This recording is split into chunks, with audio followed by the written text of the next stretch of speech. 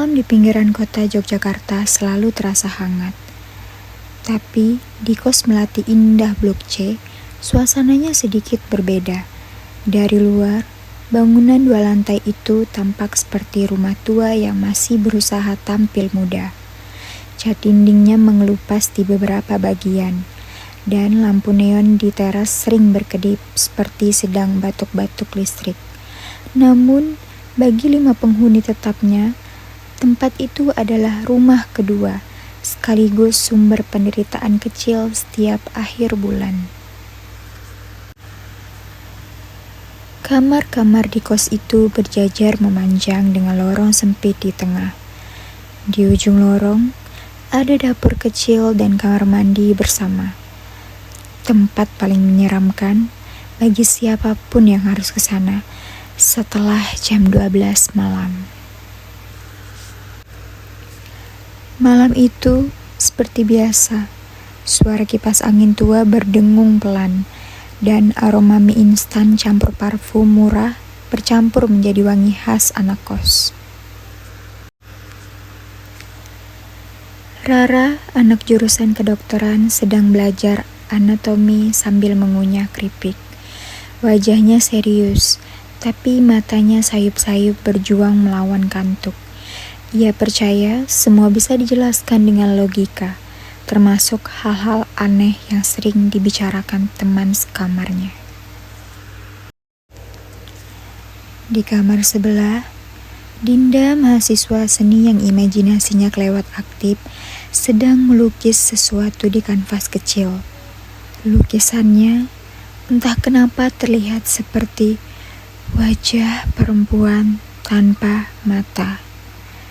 Inspirasi tengah malam, katanya waktu ditanya. Tapi entah kenapa semua penghuni kos agak ngeri tiap kali melihat lukisan itu.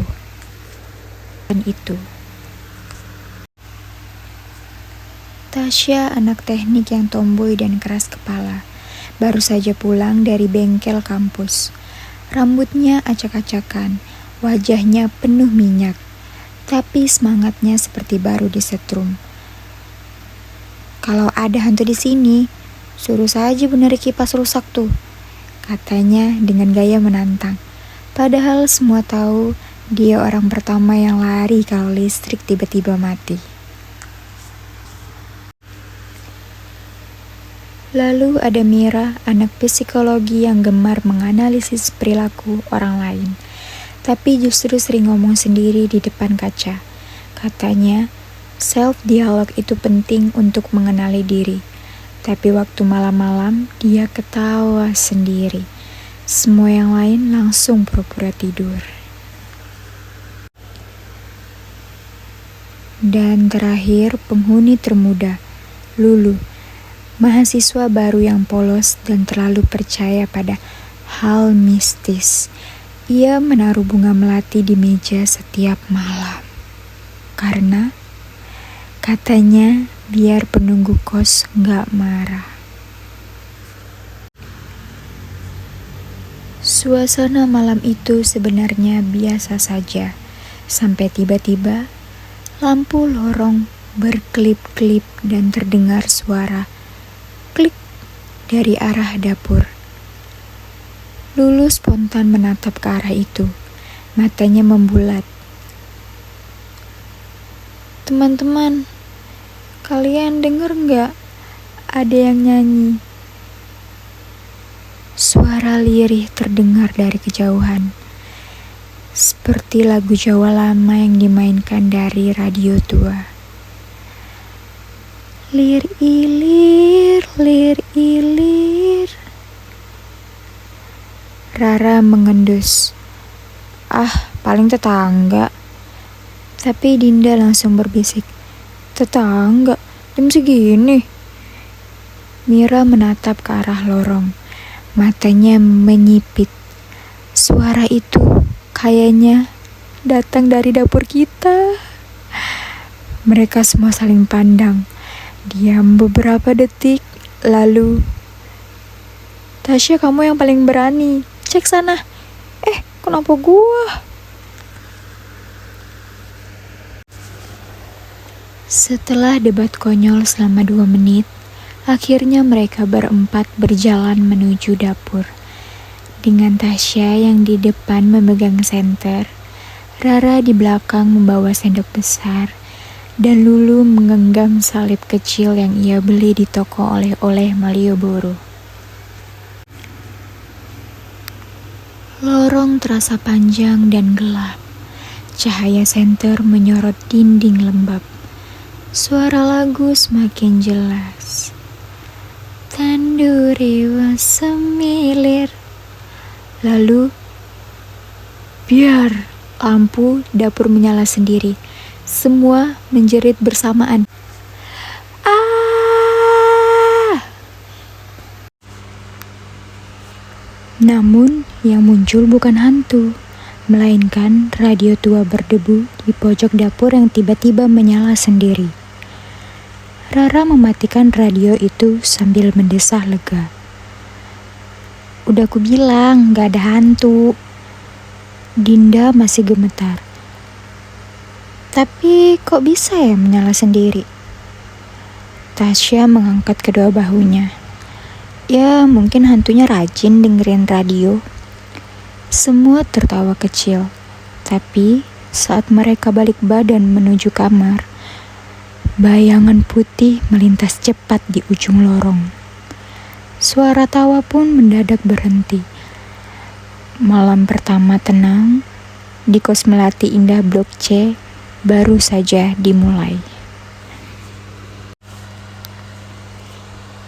Malam berikutnya berjalan seperti biasa.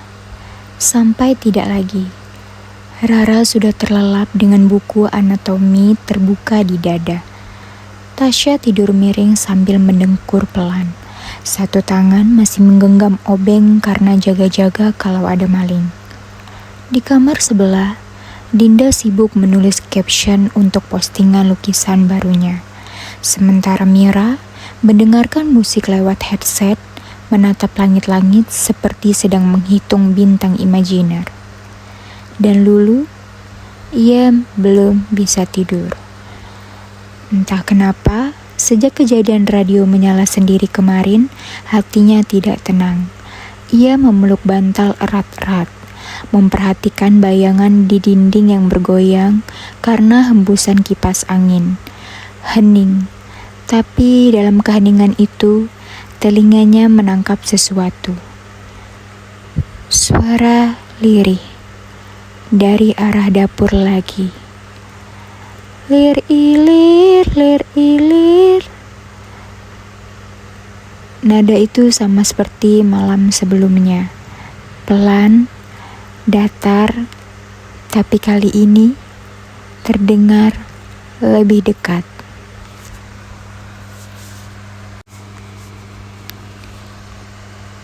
Lulu menelan ludah. Dinda, bisiknya dengan pelan. Dan tidak ada jawaban.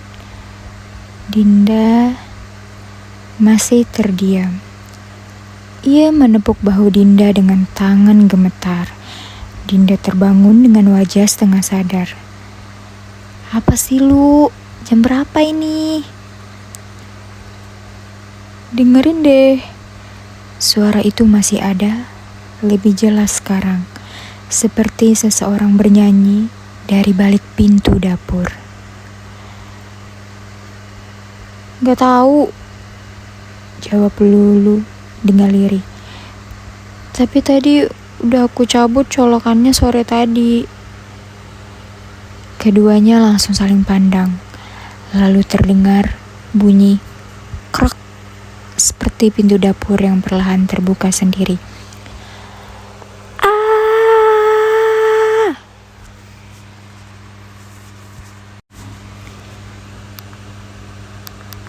Teriakan mereka membangunkan semua penghuni kos.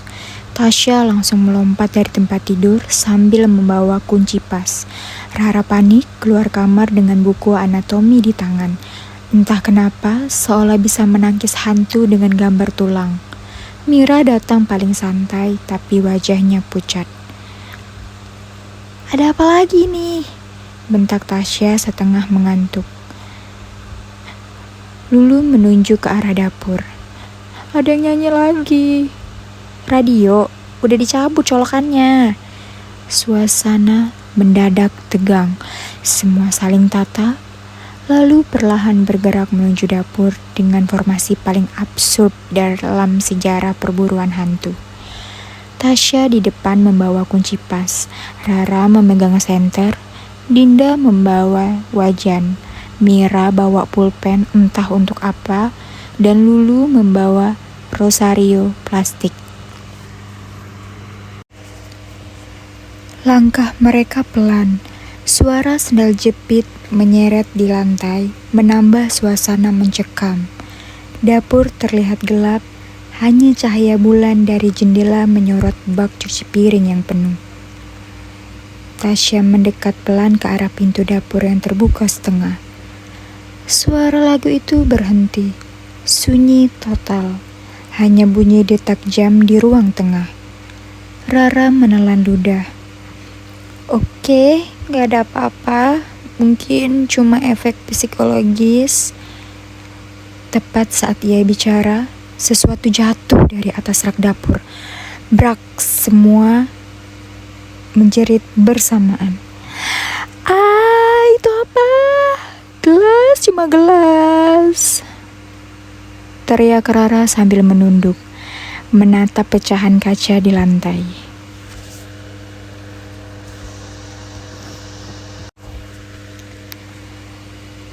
Namun sebelum mereka sempat tenang, suara langkah kaki terdengar dari atap. Tok, tok, tok. Dinda berbisik. Ada yang jalan di atas. Tasya langsung berseru. Hah? Gue beneran gampar nih ya kalau beneran hantu. Tenang, jangan emosional. Potong Mira yang malah mencatat sesuatu di buku kecil. Ini bisa jadi gejala halusinasi kelompok akibat kecemasan kolektif. Halusinasi apanya? Suara atapnya nyata. Potong Dinda panik. Lalu tiba-tiba lampu dapur berkedip 3 kali, lalu padam total.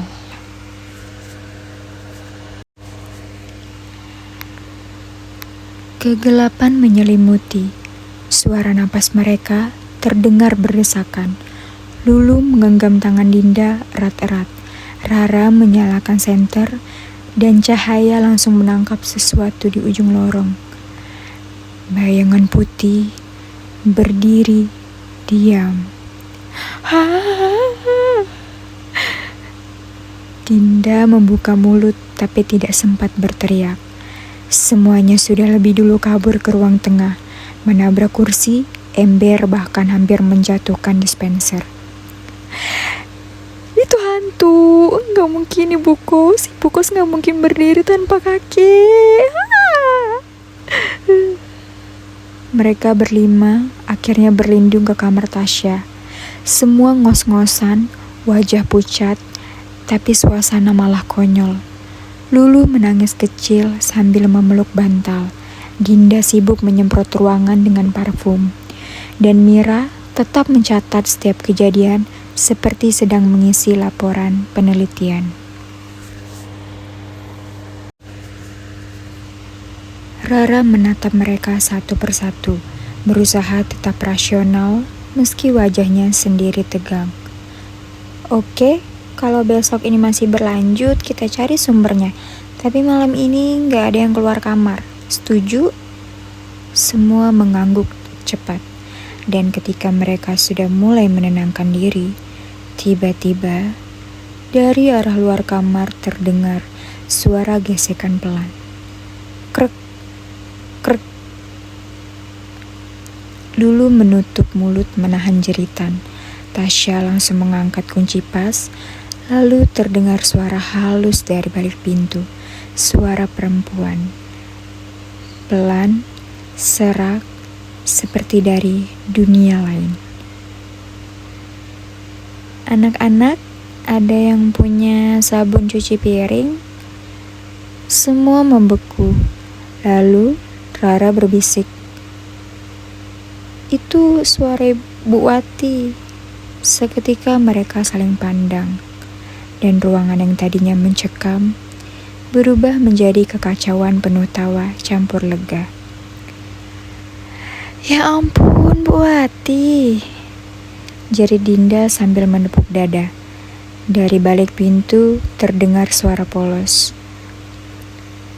"Maaf ya, Ibu kira kalian belum tidur."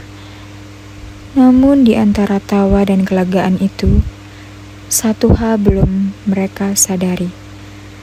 Bayangan putih di ujung lorong tadi masih terlihat di kamera CCTV kecil di ruang tamu.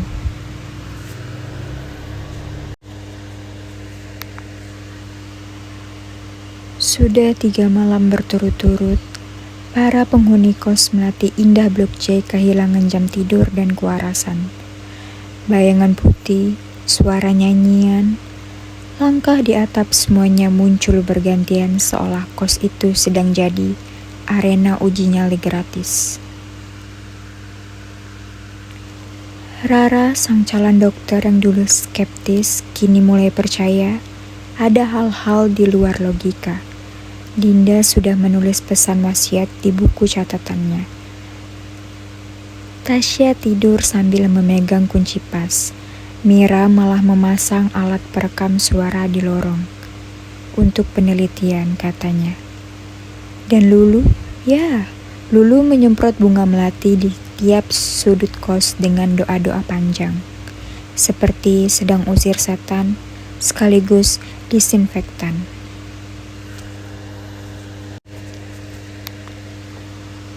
Malam itu mulai dengan tenang. Terlalu tenang malah. Jam menunjukkan pukul 00.14.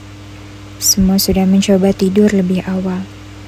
Tapi dari luar jendela terdengar suara krit, krit, seperti benda diseret di halaman belakang.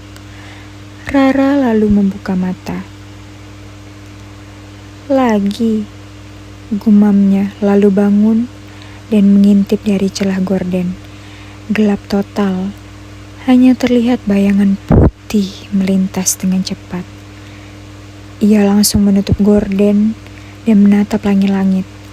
"Oke, ini pasti halusinasi sensorik akibat stres," katanya sambil mencoba menenangkan diri. Namun ketika lampu kamar tiba-tiba berkedip 2 kali dan spontan berteriak, "Dinda! Lulu!" Dinda dan Lulu langsung datang dengan wajah kusut dan rambut acak-acakan. "Ada apa lagi, Ra? Bayangan itu muncul lagi." Lulu menatap ngeri. "Di luar kamar?" Iya.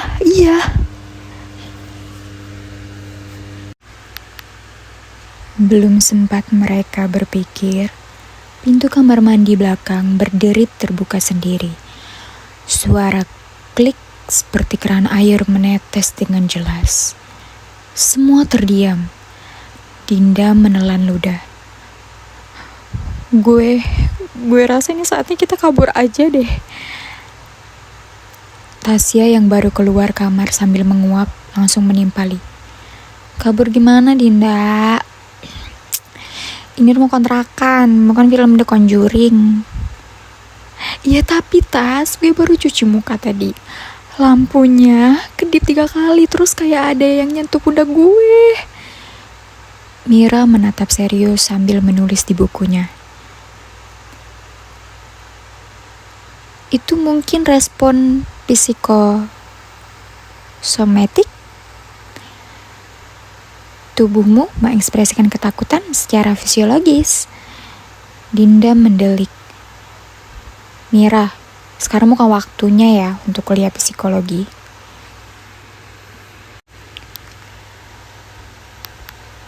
Tepat saat mereka berdebat, suara duk duk duk terdengar dari atap. Semua spontan menatap ke atas. Tasya menggenggam kunci pas erat-erat. "Gue sumpah kalau itu tikusnya bakal kulamar." Rara menyorotkan senter ke arah atap. Tidak ada apa-apa, tapi suara itu berpindah. Kini terdengar di lorong. Perlahan, mereka berjalan bersama ke arah suara. Langkah-langkah kecil bergema di lantai keramik yang dingin. Dinda bersembunyi di belakang Rara. Lulu menutup mata tapi tetap ikut berjalan. Mira malah sibuk mengatur perekam suara sambil berbisik. Ini bukti bagus banget buat skripsi fenomena kolektif pasca trauma. Dan di ujung lorong, mereka melihatnya lagi.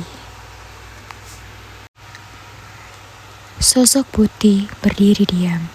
Wajahnya tidak terlihat, rambutnya tergerai panjang, tubuhnya kaku. Cahaya senter Rara bergetar karena tangannya gemetar. Lulu sudah menutup mata sambil komat kamit.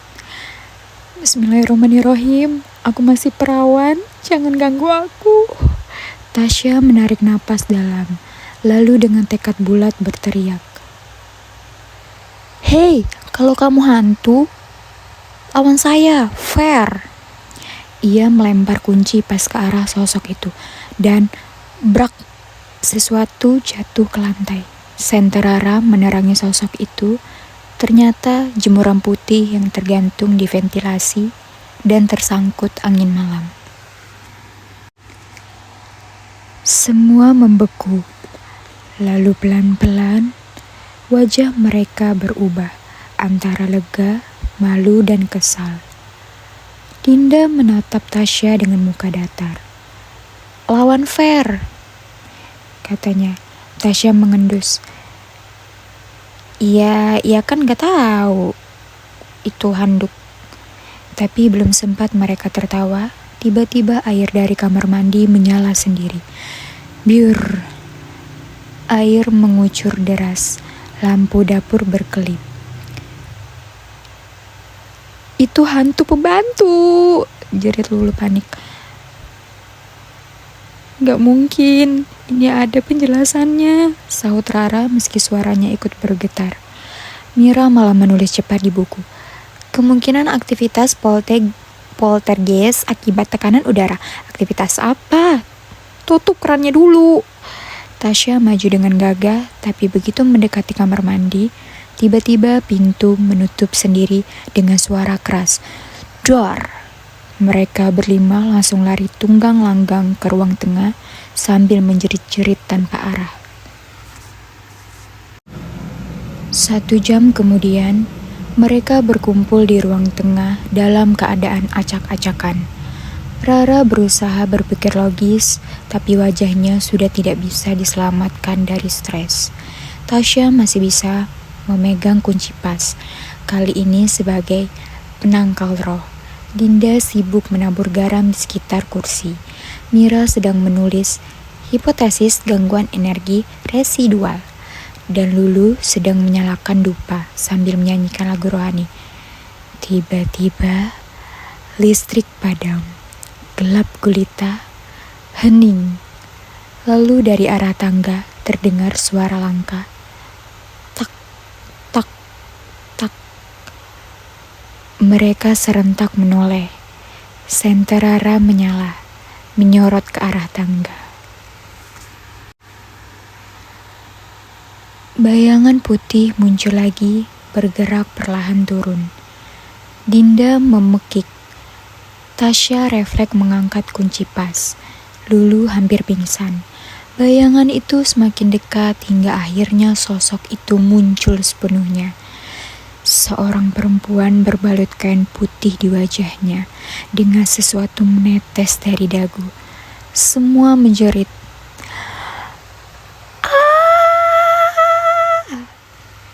Sosok itu berhenti, membuka mulutnya pelan. Kalian kenapa sih? Ibu lagi maskeran bengkoang loh. Mereka semua membeku. Rara menjatuhkan senter. Lulu langsung sujud. Tasya malah ketawa saking putus asa. Bu Wati, ya ampun, ibu kira hantu loh. Bu Wati pemilik kos berdiri di tangga dengan wajah tenang tapi kebingungan. Loh, kalian kenapa panik gitu? Ibu cuma mau bilas masker kok. Beberapa menit kemudian, suasana berubah total. Semua tertawa setengah mati di ruang tengah. Dinda sampai menitikan air mata karena terlalu lega. Tasya masih ngakak sambil berkata, "Gila, hantu masker bengkoang, legend banget ini." Bu Wati ikut tertawa kecil. "Lain kali kalau ibu maskeran, ibu kasih tahu dulu ya." Malam itu mereka akhirnya tidur lagi. Kali ini tanpa takut, tapi dengan rasa malu kolektif yang tidak bisa dijelaskan sains manapun. Namun tepat sebelum lampu dimatikan, kamera CCTV kecil di ruang tamu kembali berkedip. Rekaman memperlihatkan sosok putih lain melintas cepat di lorong belakang. Bukan handuk, bukan Bu Wati, bukan bayangan. Dan dari jauh, samar-samar suara "lir ilir" terdengar lagi.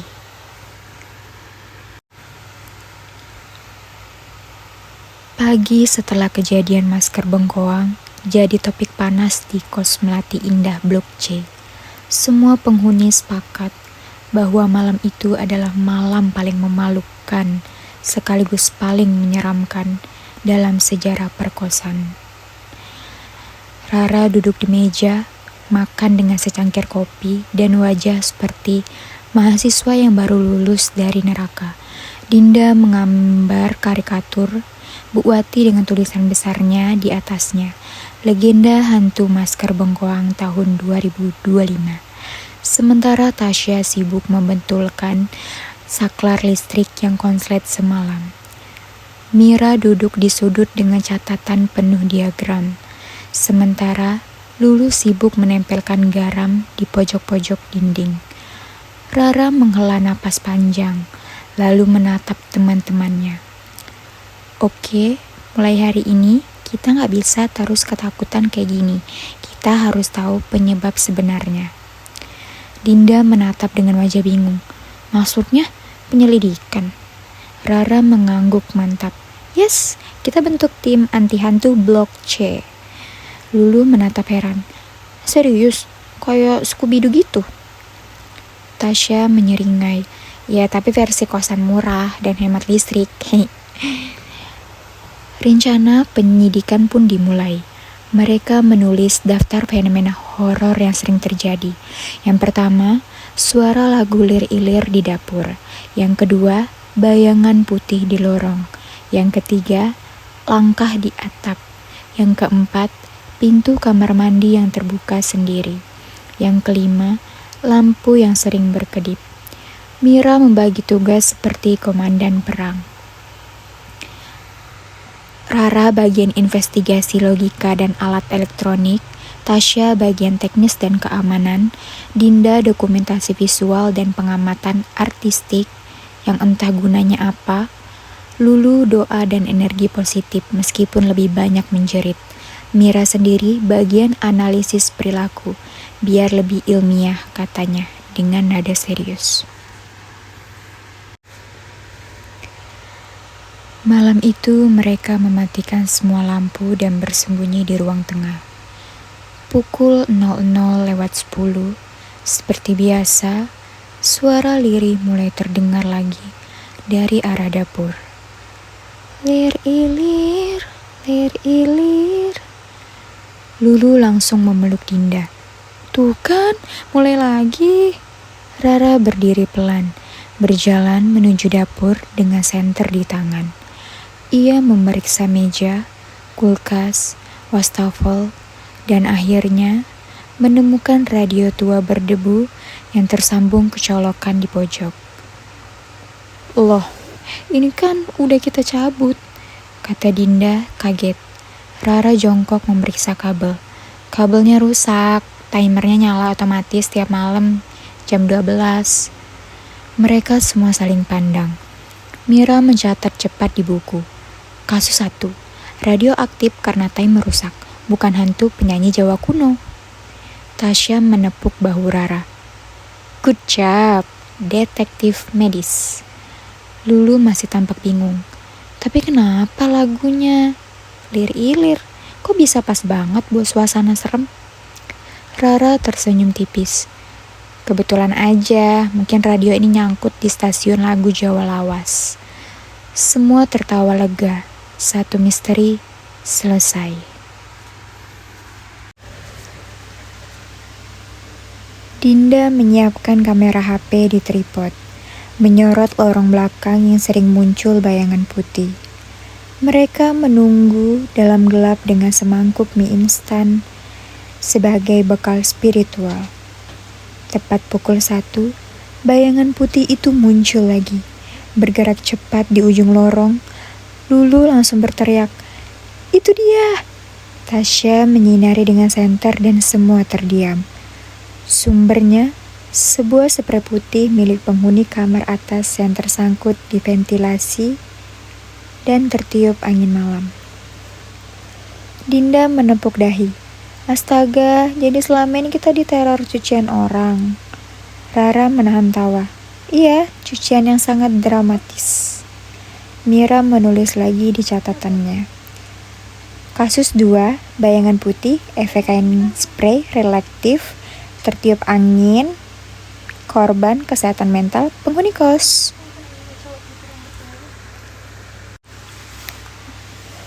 Malam berikutnya, Tasya membawa tangga dan naik ke atap. Kalau gue jatuh, bilang sama gue gugur sebagai pejuang logika, katanya sambil menyalakan senter. Beberapa menit kemudian terdengar suara. Meong. Tasya teriak dari atas. "Ha, gue tahu pelakunya." Ternyata seekor kucing belang 3 sedang mondar-mandir di atas genteng mencari makanan. Kucing itu menatap mereka dengan tatapan tidak berdosa. Dinda menghela napas. Kucing juga bisa bikin film horor ya? Rara tersenyum puas. Kasus 3 selesai. Pelaku kucing lapar. Setiap malam, pintu kamar mandi terbuka sendiri. Malam ini, mereka tungguin 5 menit, 10 menit, lalu klik pintu bergerak pelan. Lulu memegang salib, Dinda siap dengan wajan. Rara menyorot ke arah pintu, dan ternyata angin dari jendela belakang yang retak meniup gorden dan mendorong pintu dari dalam. Mira menulis cepat di catatan. Kasus 4. Gerakan pintu akibat aliran udara. Faktor, struktur bangunan, dan posisi ventilasi.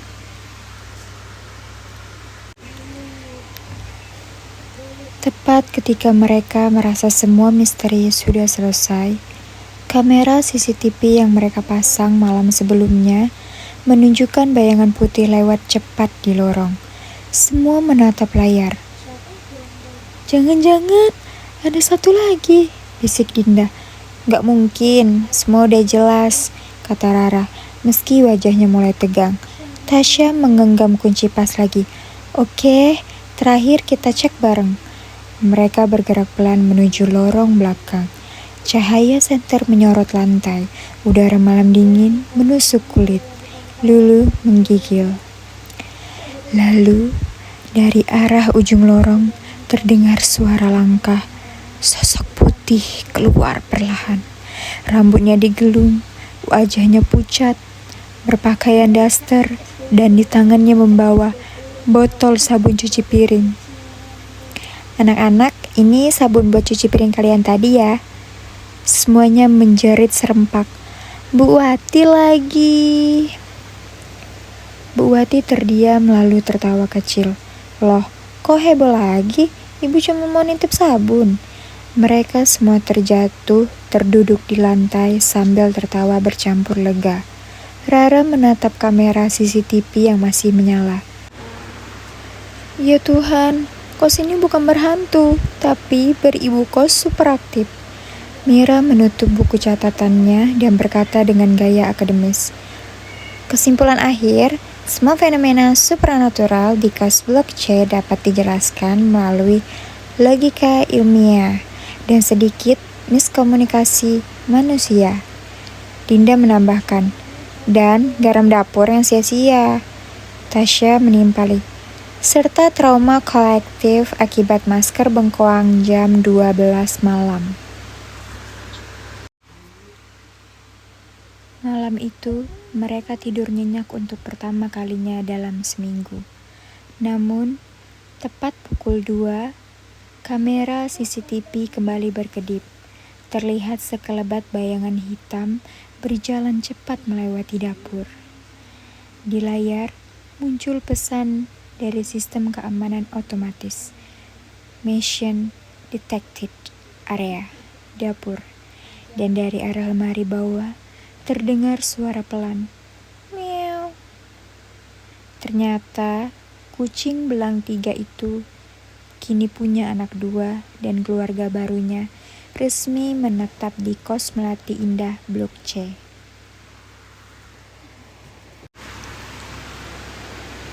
Pagi itu, matahari menembus jendela tua kos Melati Indah Blok C, memantulkan cahaya ke dinding, kusam yang semalam terasa seperti dinding film horor.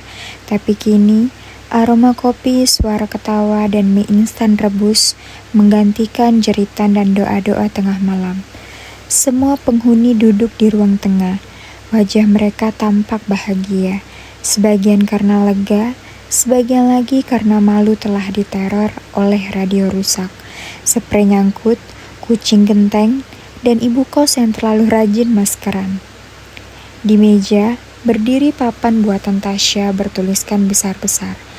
Tim Anti Hantu Blok C didirikan oleh korban salah paham. Dengan daftar anggota, Rara Ketua Investigasi Logika, Tasya Teknisi Lapangan dan Ahli Kunci Pas, Dinda Dokumentasi Histeria Visual, Mira Psikolog Paranormal Akademis, Lulu Divisi Doa dan Jeritan. Dinda menempelkan stiker bintang di samping nama mereka satu persatu. Kita layak dapat penghargaan, 5 perempuan, 1 kos, 0 hantu. Lulu menambahkan, tapi banyak trauma batin. Mira tertawa kecil. Trauma bisa diolah jadi penelitian. Aku udah tulis proposal. Dampak ketakutan kolektif terhadap dinamika sosial di lingkungan kos. Wah, judul panjang banget ya, Mir. Sahut Tasya. Singkatnya aja, kos yang gak jadi berhantu. Siang itu, Bu Wati datang membawa panci besar berisi sayur lodeh dan senyum hangat. Nah, ini buat kalian. Maaf ya, ibu sering bikin kaget. Ternyata ibu juga ikut kena efek misteri ya. Mereka semua tertawa. Rara berdiri sedikit malu. Iya bu, kami kira kos ini berhantu. Ternyata kami aja yang kebanyakan halu. Bu Wati tersenyum sambil menepuk bahu Rara. Namanya juga hidup di tempat baru. Kadang suara kecil aja bisa jadi besar di pikiran. Lulu langsung menimpali dengan polos. Tapi bu, semalam CCTV masih rekam bayangan loh. Semua langsung berhenti mengunyah. Bu Wati tertegun. Bayangan? Rara buru-buru menjawab, kucing bu, sekarang dia punya anak 2. Ah syukurlah, kata Bu Wati lega.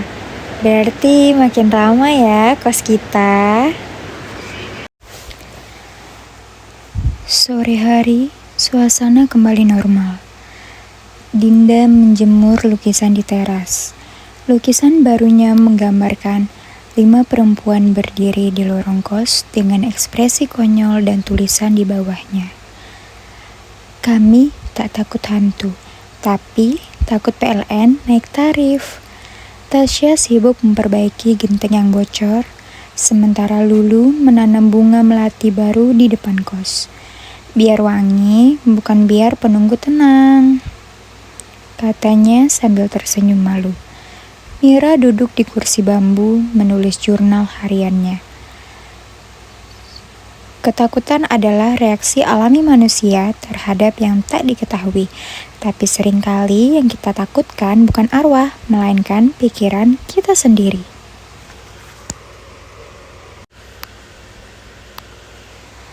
Malamnya, setelah seharian penuh tawa dan lega, semua akhirnya tidur nyenyak untuk pertama kalinya, tanpa deg-degan. Lorong kos kini sepi, radio tua sudah dicabut, dan sprei yang dulu menakutkan kini dijadikan tirai dapur oleh Dinda. Kamera CCTV masih menyala, merekam suasana tenang. Lalu, seperti kebiasaan kos itu, angin berhembus lewat ventilasi, membuat pintu kamar mandi bergoyang pelan. Klik. Pintu sedikit terbuka. Dari luar, kucing belang lewat, membawa sepotong kain kecil di mulutnya. Kamera menangkap bayangan putih bergerak di dinding. Suara lirih terdengar, bukan lagu lir-ilir, tapi meow, lir-ilir. Seketika layar CCTV membeku, lalu mati sendiri. Pagi berikutnya, Rara memutar lagu rekaman dan menatap layar dengan dahi berkerut. Teman-teman, ini kayaknya bukan cuman kucing. Semua langsung berkumpul. Di layar, tampak bayangan putih melintas cepat. Tapi kali ini, tidak lewat di lantai. Melainkan langit-langit seolah melayang. Beberapa detik hening, lalu Tasya berkata dengan nada santai. Ya udah biarin, selama dia nggak ganggu berarti dia udah anggap kita teman sekos. Dinda menepuk bahunya. Iya, dan semoga dia nggak minjem sabun kayak Bu Wati. Semua tertawa lagi, meski di hati mereka sedikit bergidik.